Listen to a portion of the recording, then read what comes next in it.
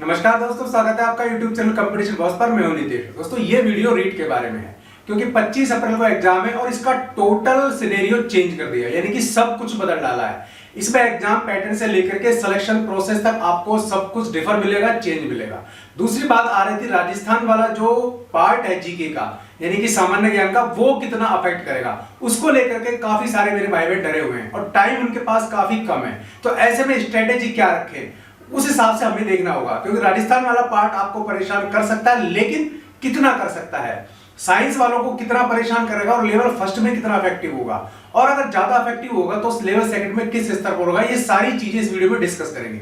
Video पसंद आए तो लाइक और शेयर जरूर कर देना, चैनल पसंद आए तो सब्सक्राइब कर लेना। इससे पहले आपको बता देता हूं, अगर आपको एग्जाम की तैयारी करनी है तो उसके लिए आपको बेस्ट बुक्स की जरूरत होगी। उनके लिंक्स भी वीडियो के डिस्क्रिप्शन में हमने दिए हुए हैं, उन लिंक पर जाकर के आप नई बुक्स को परचेज कर सकते हैं या मार्केट से भी बुक्स ट्राई कर सकते हैं। दोस्तों रीड की तैयारी के लिए आप बुक्स वगैरह कितनी पढ़ लो, लेकिन अगर आप प्रैक्टिस नहीं करेंगे, अभ्यास नहीं करेंगे तो आपकी पढ़ाई बेकार चली जाएगी। इसके लिए आपको बहुत अच्छे प्रैक्टिस सेट्स की जरूरत है। आप किसी भी तरीके से तैयारी कर सकते हैं। अगर आपकी स्टेमिना है तो आपने जो भी पढ़ा है उसको आप दोहराएं, बिना दोहराए आपकी पढ़ाई कंटस्ट नहीं होगी और एग्जाम सेंटर में, एग्जाम हॉल में आपको रिकॉल अगर नहीं हुआ तो बड़ी प्रॉब्लम आ सकती है। इसके लिए जरूरी है आपको अभ्यास करना। अब अभ्यास करने के लिए 2-3 बुक्स है मेरे पास, मतलब आप इन किसी भी एक बुक्स को परचेज कर सकते हैं, दोनों बुक्स को परचेज कर सकते हैं और ये आपके लिए बड़े काम की बुक्स है। तो थोड़ा सा बता देता हूं आपको कि रीड के लिए ये पीडी पाठक सर की ओर से लिखी हुई किताब है। इसमें आपके प्रैक्टिस सेट्स दिए हुए हैं, ठीक है। और ये जो फर्स्ट बुक है ये आपके लेवल 1 के लिए है। तो लेवल 1 एक ऐसा कैडर बन गया है जिसमें लेवल 1 में आपको लेवल 2 वाले भी मिलेंगे और लेवल 1 वाले तो मिलेंगे। तो सबसे ज्यादा फॉर्म 9 लाख के आसपास इसी में भरे गए हैं। इसी में कंपटीशन, इसी में बहुत टफ है। तो ये बुक है, एक बार आप देख सकते हैं, रीड लेवल 1 के लिए। इसमें आपको क्या क्या मिलेगा, बाल विकास एवं शिक्षा शास्त्र मिलेगा, ठीक है ना। चाइल्ड डेवलपमेंट एंड पेडागोजी वाला पार्ट इसमें आपको मिल जाएगा।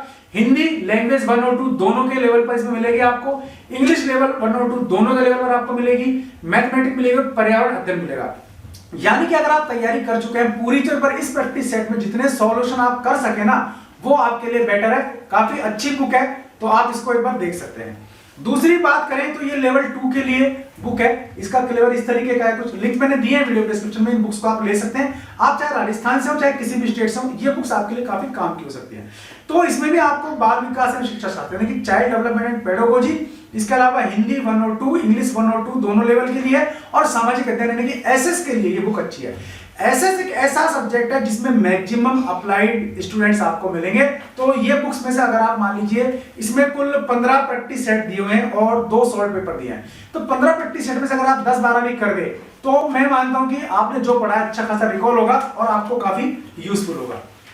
और फिर एक ये बुक है, तो इसमें भी, यहां भी आप ये बुक देख सकते हैं। तो इस बुक में अच्छी तरीके से एक बार देख लीजिए। तो ये है लेवल 2 के लिए, ठीक है ना, कक्षा 6ठी से 8वीं तक के लिए बाल विकास एवं शिक्षा शास्त्र यानी कि वही child development and pedagogy, Hindi 1 और 2, इंग्लिश 1 और 2, मैथ और साइंस, ठीक है। तो ये मैथ और साइंस स्टूडेंट के लिए, तो दोनों स्ट्रीम आ गई आपकी लेवल 2 के लिए। तो ये आपकी आ गई मैथ और साइंस स्टूडेंट्स के लिए, और ये आ गई आपकी एसएस के लिए, और ये हो गई आपकी लेवल 1 के स्टूडेंट्स के लिए। तो ये एक बार आप बुक्स को देख सकते हैं, ठीक बुक्स हैं। मतलब इनमें जो पेपर दिए हुए हैं वो जो लास्ट टाइम एग्जाम में क्वेश्चंस आए थे वो दिए हुए हैं, संभावित क्वेश्चन दिए हुए हैं, उनकी व्याख्या दी हुई है। अगर मान लीजिए आप व्याख्या साथ साथ पढ़ते हैं, केवल आपको टिक स्टडी करने की जगह आप अगर व्याख्या पढ़ते हैं तो आपके लिए काफी अच्छी बुक्स साबित हो सकती हैं। तो यहाँ बात कर रहे हैं रीड के एग्जाम को लेकर के, तो इसमें सारा सिनेरियो चेंज कर दिया है। तो सबसे पहले एग्जाम पैटर्न पर बात करेंगे और उसी के आधार पर यह आपको क्लियर हो जाएगा कि राजस्थान वाला पार्ट कितना आपको डिस्टर्ब कर सकता है, ठीक है। फिर सिलेक्शन प्रोसेस की बात करेंगे, किस तरीके से उसमें चेंज किया गया है, और पासिंग मार्क्स भी जो है वो भी काफी हद तक इसमें चेंज कर दिए इस बार। ऐसा शायद किसी भी स्टेट में नहीं हुआ जैसा यहां हुआ। चलो सबसे पहले एग्जाम पैटर्न की बात कर लेते हैं। तो रीड में 2 तरीके के लेवल है, लेवल 1 और लेवल 2, ठीक है। अब लेवल 1 और लेवल 2 दोनों में एक चीज कॉमन है एग्जाम पैटर्न में, कि जो एग्जाम का पार्ट 1, 2 और 3 है आपके पेपर में पार्ट है, ठीक है ना। पेपर 1 यानी लेवल 1 में आपके 5 भाग हैं और लेवल 2 में आपके 4 भाग हैं।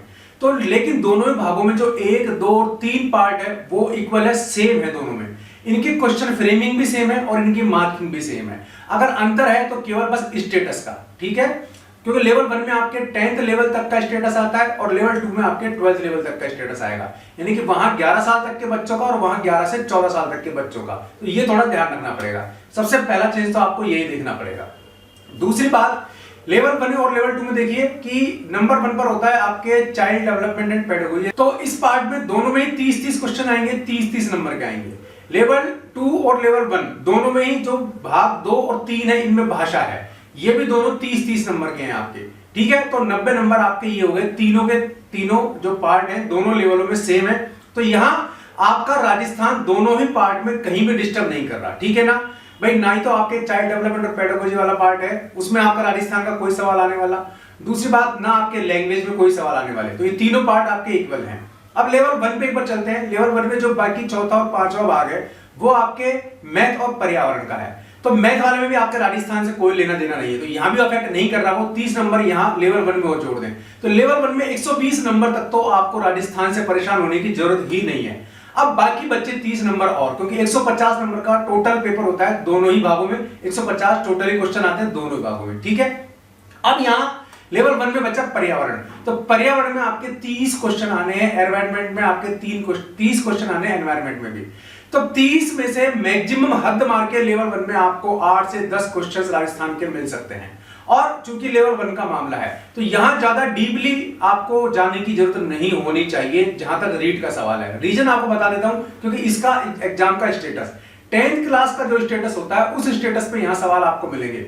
अब मान लीजिए राजस्थान का इतिहास है, तो प्रमुख लड़ाइयां, प्रमुख किले, प्रमुख राजा, उनका समय काल, ठीक है ना, नदियां और वो कहां से निकलती हैं, कितना क्षेत्रफल है, ये सब आ सकता है, लेकिन बहुत ज्यादा डीपली यहां पूछेगा इसकी संभावना कम है। अब मान लीजिए 10 क्वेश्चन इसके हटा भी दे तो भी आपके 140 क्वेश्चन ऐसे हैं जिसमें राजस्थान आपको परेशान नहीं करेगा लेवल 1 में, ये चीज मैं आपको बता देता हूं। तो लेवल 1 की स्ट्रेटेजी आपको इसी प्रकार रखनी पड़ेगी। अब लेवल 2 पे आ जाते हैं।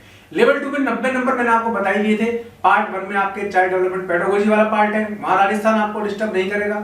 दूसरी बात, अगर 2 भाग और देखें इसके तो वो लैंग्वेज के हैं, तो वहां भी आपको राजस्थान डिस्टर्ब नहीं कर रहा, ठीक है ना, क्योंकि लैंग्वेज में किसी स्टेट या जीके संबंधित सवाल नहीं आ सकते। लेकिन जो फर्स्ट पार्ट है चाइल्ड डेवलपमेंट पेडागोजी वाला, तो उसमें राजस्थान की जो शिक्षण चर्या है उसको लेकर के कुछ सवाल आपको आ सकते हैं, 2 या 3 सवाल, ठीक है। तो भी हम यहां माने तो एक बार 90 नंबर में से मैक्सिमम 5 या 7 क्वेश्चन आपको टकरा सकते हैं, तो एक बार उनको हम अलग रख लेते हैं, ठीक। अब बाकी बचे आपके सब्जेक्ट। तो सब्जेक्ट में मान लीजिए अगर आप साइंस स्ट्रीम से हैं तो आपको चुनना पड़ेगा, सीधी सी बात है, साइंस में। तो यहां आपके 30 क्वेश्चन साइंस के, 30 क्वेश्चन मैथ के, उनमें राजस्थान कहीं कोई दूर दूर तक नामो निशान नहीं है, ठीक है। तो साइंस मैथ वालों को राजस्थान के मैक्सिमम 8 से 10 सवालों पर ध्यान देना है। अगर बाय द वे आप ऐसी स्ट्रेटेजी अपनाते हैं कि आपके मान लीजिए जीके कमजोर है, टाइम कम मिल पा रहा है, तो भी आपको प्रॉब्लम में आप नहीं आएंगे, ये साइंस वालों को बेनिफिट मिलेगा।